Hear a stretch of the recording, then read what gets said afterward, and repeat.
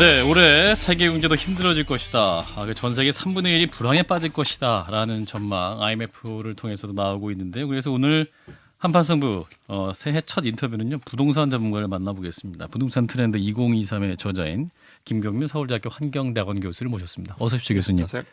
자, 우리 두 분도 함께 인사 나누죠. 안녕하세요. 예. 아니 또 환경대학원 교수님이 부동산 전문가시네요. 그 디파트먼트에 있습니다. 자, 일단은 이게 경제 올해 어려울 것이다라는 게 국내외적으로 다 공통된 전망이네요. 어렵다는 게 쉽게 할 수 있는 얘기인데 그게 굉장히 안 좋은 얘기잖아요. 교수님 어떻게 듣고 계십니까? 우선 우리가 전 세계가 경제축이 이제 미국하고 유럽하고 중국으로 나뉘잖아요. 네. 사실은. 근데 미국은 약간 좋을 수는 있는데요. 아직도 네. 인플레이션이 그나마 좀 덜 꺾이고 있어서. 근데 중국 안 좋은 거 우리가 알고 있고요. 유럽도 안 좋고 해서 물론 중국이 내내 좀 좋을 것 같긴 해요. 지금 경제가. 코비드 열었기 때문에. 네. 그럼에도 불구하고 지금의 전반적인 게 안 좋은 것이고 특히 우리나라 상황을 봤을 때 조금 제가 봐 서민들이 더 힘들다고 보는 건 금리 인상이 어차피 계속 가야 될 것 같은데 예. 지금은 또 미국보다도 역마진이지만은 미국만큼 올리지는 않을 것 같아요. 제가 봤을 금리를? 때요. 예. 예. 그럼에도 불구하고 금리 인상 기조가 있고 그 다음에 약간 고금리 상태에서 간다고 했을 때 네. 서민들이 임금 인상이 거기에 맞춰준다고 하면 괜찮을 수 있어요. 음. 근데 이제 미국 같은 데는 임금 인상이 꽤 빨라요, 사실은요. 네. 많은 부분에서. 미국은 좀 괜찮을지 모르겠는데 우리는 그 고금리 그다음에 인플레이션 왔는데 그 임금 인상이 안 될 가능성이 높기 때문에 그만큼 아마 좀 더 힘들지 않을까 서민들의 입장에서. 우리나라는 이제 최저임금 막 협상을 노사정 같이 협의하고 예. 중간에 다 박차고 나갔다가 어떻게 중간 지점에서 하고 매년 반복되잖아요. 미국은 임금 인상 어떻게 합니까? 시장이 합니까? 시장에서 하는 거죠. 시장에서 알아서 예, 그냥 예, 자율적으로 예, 조정이 되는. 시장에서 하고 그다음에 이제 사실 미국은 우리랑 노동 시장이 좀 달라서 제가 이제 2008년 금융위기 때 미국에서 일을 하고 있었거든요. 예, 예. 그때 보면은 이제 아무리 잘 나가는 부서도 그 당시 시점에 그 뭐 계약건이 없으면 팀 자체를 날려요. 없애버린다. 예, 예. 그래서 그리고 사실은 미국이 물론 일부에서 임금 인상이 좀 빠르게 나타나는 건 사실입니다만은 거기서도 이제 그분들이 그 미국 사람들은 기본적으로 사실은 임금을 다 쓰잖아요. 저축률이 낮기 때문에 예. 이게 만약 미국에서 정말 해고가 만약에 진행된다고 했을 때는 또 다른 얘기가 될 수도 있을 것 같아요. 예, 제가 아까 말씀드린 부분은 임금 인상이 생각보다 높기 때문에 인플레이션이 지금 약간 생각보다 덜 꺾인다는 그런 관점이었습니다. 예, 이제 경제가 어려워지고 전반적으로 어려워지는 기조 속에 이제 부동산 경기도 연동돼서 더 어려워지게 된다고밖에 생각할 수밖에 없는데 이창용 한국은행 총재도 이제 가장 큰 우리 경제 취약점으로 부동산 경기를 들었습니다. 교수님 동의하십니까? 예, 그럼요. 예, 왜냐하면 이게 뭐 실물 경제하고도 연동이 돼 있고요. 예. 그 다음에 사실 우리가 인플레이션에서 그 부동산이 차지하는 비중이 우리 10%밖에 안 돼요. 근데 예. 미국은 30%거든요. 야하. 근데 많은 서민들이 봤을 때 부동산이 인플레이션에서 부동산 차지하는 10%다고 믿는 분은 없을 것 같아요. 사실은요. 근데 인플레이션이 지금 5%대가 지금 10년 안에 최고치잖아요. 예. 저는 거기다가 한 1.2 곱해야 된다고 생각을 하는데 1.2. 예, 왜냐하면 우리나라 너무 부동산과 관련된 비용이 낮기 때문에요. 아하. 그렇게 본다고 하면은 아마 서민들이 느끼는 그 위기감은 더 클 거고요. 그 다음에 더해서 아마 이창용 총장이 아마 그 염려하시는 부분은 아마 이게 그 부동산에서 부실채권 나오는 부분들, PF에서 부실채권 나오는 부분들이 금융 쪽에 어떻게 그 전가되지 않을까 그 부분에 대해서 많이 걱정하시는 것 같아요. 그 PF 부실채권 때문에 지금 건설회사 많이 망할 것이라는 얘기 많이 나오잖아요. 예. 교수님도 시장 얘기 좀 많이 들으실 텐데 이게 실제적인 체감으로 지금 이루어지고 있는 상황입니까? 이게 두 가지인데요. 예. 우선은 생각보다 안 이루어지는 것 같은데. 생각보다 안 예, 이루어지고 근데 첫 있죠. 번째는 뭐였냐면은 연말에 어려운 데들이 있었어요. 건설사들이. 예, 근데 금융회사에서 6개월 정도 연기시켜줬어요. 그래서 실질적인 타격이 아마 올해 그 상반기 끝나고 나타날 수도 있고요. 근데 두 번째는 사실은 이런 그 부실 채권이나 이런 것들이 나타난다고 하면은 가장 빨리 움직이는 게 변호사예요. 변호사들이요? 그럼요. 예. 예, 왜냐하면 워낙에 큰 건의 도산, 파산 건이 그리고 M&A 건이 나타나기 때문에 예. 주변에 있는 로펌 큰데 물어보세요. 다 이런 팀들 만들어서 지금 준비하고 있어요. 그 말씀은 이제 거기서 이미 그 시장의 분위기를 알고 있다는 얘기예요, 사실은. 예, 심각한 건 맞습니다. 예. 그렇군요. 법률 회사들이 지금 움직이고 있기 때문에 그럼요. 예. 올해 수많은 어려움이 있을 것이다. 자, 지금 이제 심각한 게 부동산 거래 절벽 시장인데 설벽 상황인데 10년 전 기록 넘어서고 있다고 하는 얼마나 심각한 겁니까, 교수님? 이거 굉장히 심각한 것이요. 사실 서울시 같은 경우에 우선 서울만 볼게요. 예. 서울만 본다고 했을 때 월 평균 한 2006년부터 월 평균 한 6,500건 거래돼요. 근데 이제 9월, 그러니까 작년 9월 달에 608건, 10월 달에 559건, 11월 달에 729건이에요. 근데 오늘인가 그저께 신문 보니까 11월 달 거래량이 그 전달 대비 30% 올랐으니까 괜찮을 거라는 굉장히 좋은 뉴스 같은 걸 나왔는데 이건 절대 그런 게 아닙니다. 평균 6,500건인데 11월 달도 여전히 729건이라는 건 거의 9분의 1 수준이에요, 사실은요. 거의 10분의 1, 9분의 1 수준밖에 아직 안 되고 있다. 예, 그래 이게 너무나 심각한 건 뭐냐면은 사실은 2008년에 위기가 닥쳤을 때 그때 이제 강남구만 볼게요. 강남구가 한 2개월 동안 8월하고 9월에 한 100건 정도 됐었어요. 그거 굉장히 낮은 거였거든요. 그렇겠죠. 네. 근데 그게 곧장 회복됐어요. 2개월 위기였고 그냥 회복된 거였어요. 근데 지금은 사실 그러니까 재작년 이제 2021년 11월부터 지금까지 강남구만 하더라도 계속 100건이에요. 9월 달에는 25건이었어요. 지금도 막 그 100건 훨씬 미치고. 그게 이제 매매를 매매량입니다. 예. 매매이죠. 그러니까 제가 있는 아파트는 지금 굉장히 작은데 사람들이 다 불안해서 항상 보고 있는데 아무도 사지도 않고 아무도 팔지도 않아서 그냥 가격은 시가는 저렇게 적혀 있지만 모든 사람은 저기에서 한 1, 20% 그냥 빠질 것이다라고는 알고 있는데 아무도 거래는 진짜 안 하더라고요. 그렇죠. 예. 근데 궁금한 게 지금 경제 그 불황 그리고 위기는 저희뿐만이 아니라 전 세계적인 거잖아요. 근데 다른 나라들도 이렇게 부동산 절벽을 경험하고 있나요? 주택 문제가 우리처럼 심각한가요? 아, 그럼요. 이제 미국 같은 경우에 엄청나게 올랐습니다. 마찬가지 2020, 2021년. 근데 거기도 이제 그 기준금리를 올리면서 모기지 신규 주택 모기지 금리를 올리거든요. 그러면서 거래량이 벌써 20% 30% 빠지기 시작을 했어요. 가격도 빠지고 있어서 이 금리 효과가 지금 부동산에 나타나는 건 전 세계적인 효과예요. 그리고 이제 김성현 소장님 말씀하신 부분은 이제 사람들이 이 부분을 좀 잘 아셔야 되는데 그러니까 조그만 단지는 지금 거래가 아예 안 일어나고 있어요. 근데 그게 가격이 본질적으로 안 빠졌다가 아닌 거고요. 조그만 단지 옆에 있는 1000세대, 2000세대, 3000세대 단지는 대수의 법칙이기 때문에 거래가 일어나고 있고 거기서 엄청나게 빠지고 있어요. 그렇게 본다고 하면 우리는 1000세대나 큰 세대 이상으로 보셔야 되지 소비자분들께서도 우리 단지 거래가서 우리 괜찮아가 아니에요. 이미 본질 가치는 굉장히 많이 다운된 상태입니다. 예, 저희도 걸어다니면서 남의 부동산 보면서 아이고 큰일 났구나라고 체감은 하고 있죠. 그러면 전 세계적으로 이렇게 지금 서프라임 모기지 때도 비슷한 일들이 있었지 않습니까? 그럼 결국은 시간이 흘러서 다른 나라들도 마찬가지로 뭐 부동산 문제가 이제 그 힘드니까 우리도 그냥 버텨내는 수밖에 없는 겁니까? 어떻게 되는 겁니까?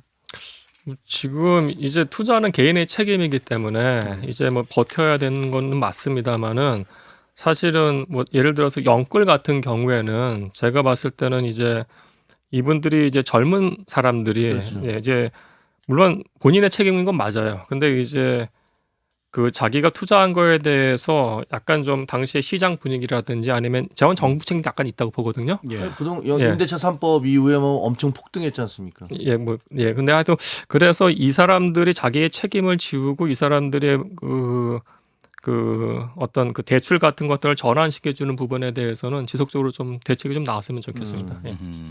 그 지금 청약 경쟁률이 한 자릿수로 내려온 것도 2014년 이후 처음이다라는 얘기가 나오고 있고 내 집 마련의 꿈도 포기하는 상황이 많다라고 진단하고 있어요. 이 부분은 어떻게 해석하고 계세요, 교수님? 아니 뭐 사실은 많은 분들이 경기도 안 좋고 금리가 집을 살 이유가 없다. 안 올 거다 뻔한데. 네. 그 사실은 그러니까 합리적인 경제 소비자라고 주체라고 네. 하면은 올해 경제 굉장히 안 좋을 거라고 뻔히 아는데 여기서 주택 시장 들어가는 거는 위험하겠죠. 무리하게 뭐 대출을 받는다 할지라도 그것은 집값이 오를 것을 가정하고 이제 무리하게 대출을 받을 수도 있는데 대출은 이율도 높고 그런 상황에서 굳이 무리한다 해도 더 올라갈 가능성도 없기 때문에 우리 청약 안 받을 수밖에 없다. 뭐 사람들이 합리적으로 해석하는 것 같아요. 가격이 미래 가격이 오른다고 보지도 않는 거고요. 그다음에 본인의 소득 대비 지금 주택 비용이 너무 높다고 생각하는 것이고, 그렇죠. 그다음에 미래 불확실성이란 건 뭐냐면 금리가 만약 변동금리 산다고 했을 때 주택 비용이 더 높아진다는 것. 그 주변에서 영끌이 있는 사람들이 힘들어서 본다고 했을 때 본인이 지금 적극적으로 주택 시장 들어가는 건 주저할 수밖에 없죠. 그러니까 지금 라이프 사이클로 보면 합리적인 소비자들의 판단은 금리가 낮아질 때까지는 앞으로 최소한 2년 이상, 3, 4년, 5년은 걸릴 것이고 그쯤 되면 부동산도 바닥을 찍을 테니 5년 좀 있다가 사야지라고 생각들을 많이 지금 하고 있는 상태이지 않습니까? 충분히 그럴 수 있죠. 왜냐하면은 이제 많은 분들이 이제 부동산이라는 게 사이클이라는 걸 경험을 했고요. 그다음에 뭐 영원한 다운턴도 없고 영원한 급상승도 없잖아요. 그러면 거기서 이제 본인들이 어느 시점인가를 생각을 한다고 했을 때 이분들이 이제 사이클에 맞춰서 또는 본인의 소득하고 금리 수준에 맞춰서 합리적으로 생각하는 것 같아요. 예, 오늘 이제 오후에 정부 대책이 나왔어요. 강남 서초, 송파구는 강남 3구와 용산구를 제외하고 부동산 관련 규제를 다 풀겠다라는 것인데 이 규제 어떻게 보세요, 교수님? 그러니까 이게 이제 우선 첫 번째는요. 예. 그러니까 정부에서 토지 거래 허가라든지 이런 거는 저는 안 했으면 좋겠어요. 아하. 굉장히 반자본주의인 거기 때문에 그러니까 지역과 관련된 규제 푸는 건 맞아요. 제가 봤을 때요. 예. 근데 또 다른 측면은 뭐냐면은 수요와 관련된 지금 다 그 규제 완화로 가거든요. 그건 예. 해서는 안 돼요. 지금 DS랑 아. LTV 고쳐서는 안 돼요. 왜냐면은 이게 부동산 경기가 안 좋은 건 맞는데 아까 우리가 동의한 것처럼 수요자들이 지금 안 움직인다니까요. 예. 수요자들을 지금 빚내서 집 사라는 걸로 지금 가고 있는 형국이에요, 사실은. 아. 근데 전 세계적으로 봤을 때 모든 중앙은행하고 대부분의 나라에서의 국가 경제 지도자들은 예. 지금 대출 억제로 가고 있는 거예요, 사실은요. 대출 받지 말고. 예, 대출 받지 말고 규제 억제로 가고 있습니다. 그러니까 금융시장이 안정화될 것까진 참아라라고 하고 있는데 지금 메시지가 굉장히 다른 겁니다, 지금.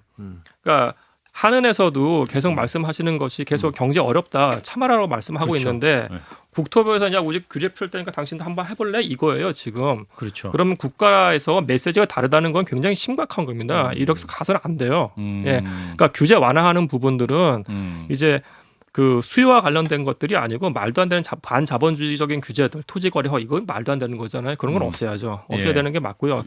두 번째는 지금 미분양이랑 이런 공급 측면에서 문제가 지금 터질 건 우리가 다 동의를 하고 있어요. 예. 그러면 수요와 관련된 공급 규제 완화가 아니고 이 공급 사이드에 있는 거 어떻게 풀어줄까에 대해서 아니면 이걸 어떻게 문제가 터질 거 어떻게 우리가 좀 예방적인 정책을 할 수 있냐에 대해서 얘기가 나와야 되는 것 같아요. 저는 지금.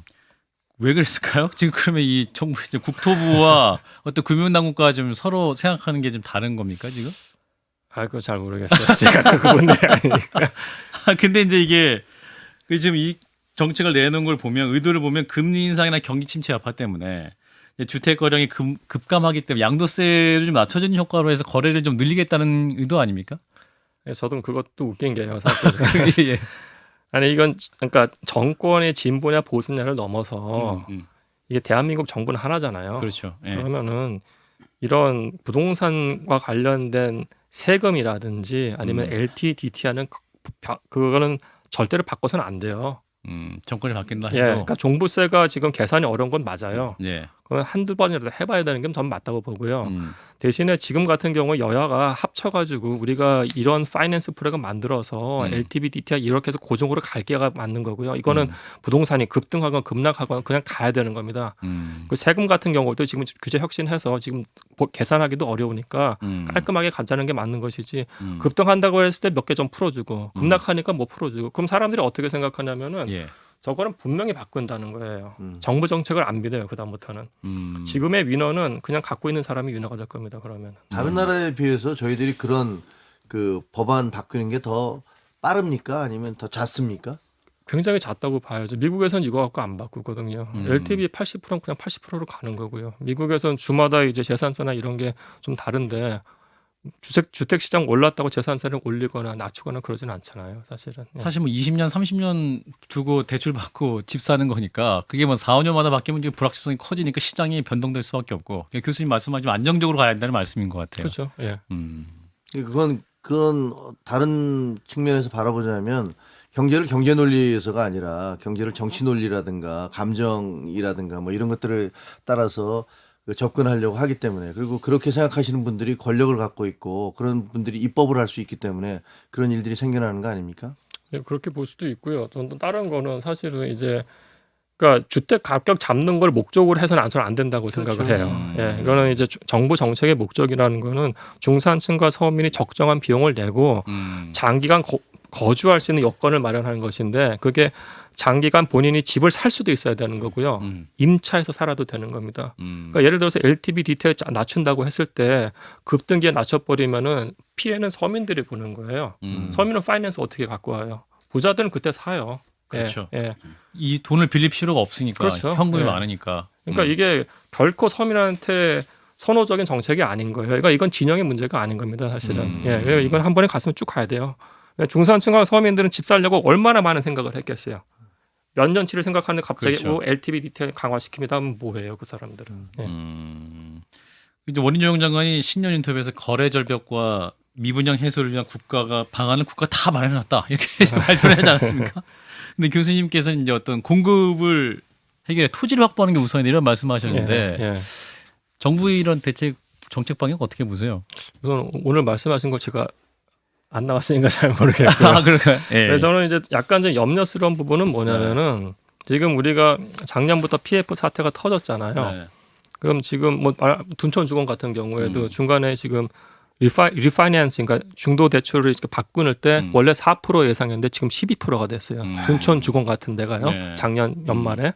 그 말씀은 뭐냐면은 신규 부동산 개발이라든지 아니면은 중간에 리파이낸싱 하는 그 부동산 개발이 굉장히 어려워진다는 겁니다. 예, 예. 그러니까 신규 개발도 안 일어날 가능성이 높고 기존에 있는 개발들이 망가진 거랑 연기될 수가 있는 거예요.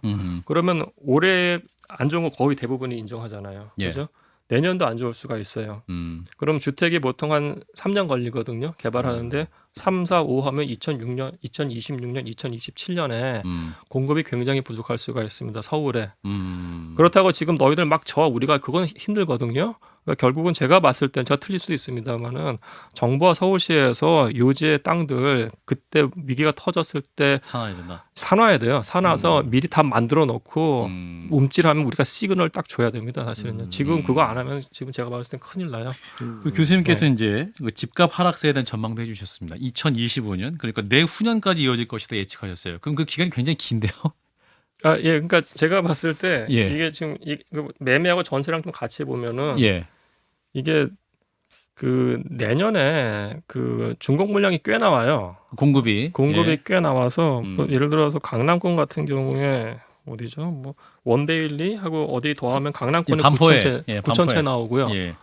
내후년에 개포 DH 아이파크는 거기서 6,700채 나오고 둔촌주공이 2005년 초에 나와요. 네. 12,000세대가. 그러면 그 정도 물량이 쏟아지면은 강남권하고 전세 시장은 그냥 꺾입니다, 사실은요. 예, 그래서 내년하고 후년은까지는 전세가 굉장히 낮아지면서 빠르게 하락하면서 갭 투자가 거의 불가능할 거예요. 전세 끼고 집을 산다 예, 이런 것. 그러면 이제 결국 실수요만 들어가는 건데 예. 지금 상황에서 금리가 오늘까지는 굉장히 높고 언제 꺾일지 모르겠습니다만은. 그래서 이게 뭐 투자라고 들어가는 분들도 있고 실수요가 있다고 했을 때 예. 이쪽에 힘들다고 하면은 이 수요만 갖고 과연 가격이 빠르게 오를까 내년에 그거 같지는 않고요. 제가 봤을 때는 이 공급 부족이 나타나고 하면은 그때 얘기가 좀 달라질 것 같아요. 하락폭은 여전히 2017년 정도 가격 수준으로 보시는 건가요? 예, 저 2018년 4분기죠. 2018년 4분기. 예. 어떨 땐 거의 거기까지 비슷하게 간데도 벌써 나타나기 시작을 해서. 그러니까 이제 그 말은 다른 말로 하면 그 전에 집 산 사람들은 아직까지는 이렇게 큰 박탈감이나 이런 걸 못 느끼고 있는 상태고 그 뒤에 사신 그렇죠. 분들이 괴로운 상태인 거죠. 예, 맞습니다. 그러니까 집값이 폭락이라는 게 모든 국민에게 영향을 미칠 것 같지만 대부분의 사람들은 여전히 내가 산 가격보다 올라가 있는 상태라서 그냥 또 그장저냥 있는 심리적으로는. 예, 그렇죠. 근데 그거는 또 우리가 인정을 해야 될 것이 우리나라가 그래도 뭐 경제 모멘텀은 없지만은 임금은 그러니까 본인의 소득은 계속 꾸준히 올라갔거든요. 그러니까 소득 상승한 거에 대비해서 2017년에 18년 가격은 제가 봤을 때 용인해 줄 수 있는 가격대예요. 예. 근데 이제 교수님이 2026년, 27년에는 다시 집값이 오를 수도 있다라고 보시는 전망을 아니 했던데. 이거 되게 조심스러운데 지금 하여튼 오를지도 모른답니다. 근데 지금 하여튼 그 공급 부족이 올해하고 내년에 많이 일어날 가능성이 많기 때문에 네네네. 정책 당국에서 그런 시나리오가 안 나타나도록 예방적 차원에서 뭔가 했으면 좋겠다는 겁니다. 그냥 그때쯤 되면 또 미국 금리라든지 전 세계적인 기준금리 그러니까 올라가는 추세가 낮아지고 그렇죠. 예. 금리 쪽도 좀 좋아질 수 있기 그렇죠. 때문에 예. 그러니까 그때는 사람들이 지금 0.5에서 3 된다고 해서 굉장히 공포감을 느끼지만은 예. 3%대 이자율에 지금 적응이 될 거예요. 사람들은. 네네. 그 다음에는 어떤 일이 발생하면 3%대에서 0.25 내리면 뭐 2.75, 2.5 그게 중요한 것이 야 과거에 0.5였는데 지금 여전히 비싸 그게 아닙니다. 적응이 된다고 하면 말씀하신 것처럼 금리가 내려가는데 공급이 없다. 그럼 우리가 2010년대 중후반에 그러니까 서울에서 집값 폭등했던 거는 예. 공급 사이드가 있거든요. 예, 예. 적정한 공급이 안 나온 거. 그게 다시 대자뷰할 수가 있어요. 네. 예, 저 올해 뭐 이제 신년에 새해 복 많이 받으세요로 서로 덕담 굉장히 많이 하고 있는데 교수님께서 정부에게 딱 한 말씀, 핵심적으로 정책적으로 조언을 좀 해주고 싶다면 어떤 조언을 좀 교수님이 하실 수 있을까요? 그러니까 저는 이제 그 중산층과 서민을 위한 주거복지 정책이 안 보인다는 거. 저는 그게 제일 문제라고 생각을 하고 임대차 3법이 이미 적용이 된 거기 때문에 그건 더 이상 흔들지 않았으면 좋겠어요. 예, 그게 사이드 이펙트를 나는 건 맞습니다만 예. 이게 지금 나온 것들이 보면은 집값 안정화예요. 집 가진 사람들을 위한 정책은 다 나왔어요. 그러면 세입자라든지 이런 중산층 서민 중에서 상대적 약자를 위한 정책은 뭐가 나왔냐는 거예요. 지금 안 보이잖아요. 예. PF 대출 자본가들이에요. 디벨로퍼들 그 사람들을 위한 대책 나올 거예요. 예. 이 사람들에 대한 얘기는 왜 없냐고요 지금. 예. 그러니까 이분들에 대한 얘기가 좀 나왔어요. 양쪽 정당에서 모두. 예. 뭐 종부세 얘기도 사실은 집값 비싼 분들을 위한 얘기고 그렇죠. 예. 사실 말씀하신 서민층이나 중산층을 위한 정책을 볼 수는 없는 그런 상황이기 때문에 그런 부분에서 좀 정책 세부적인 조정이 좀 필요하겠다는 말씀까지 듣도록 하겠습니다. 예, 부동산 얘기 워낙 할 얘기도 많고 방대해서요. 여러 가지 질문 드렸습니다만 또 우리 청취자 여러분께 또 좋은 정보가 되셨길 바라겠습니다. 자, 부동산 트렌드 2023의 저자이신 김경민 서울대학교 환경대학원 교수였습니다. 고맙습니다, 교수님. 감사합니다. 좋아요, 구독, 알림 설정.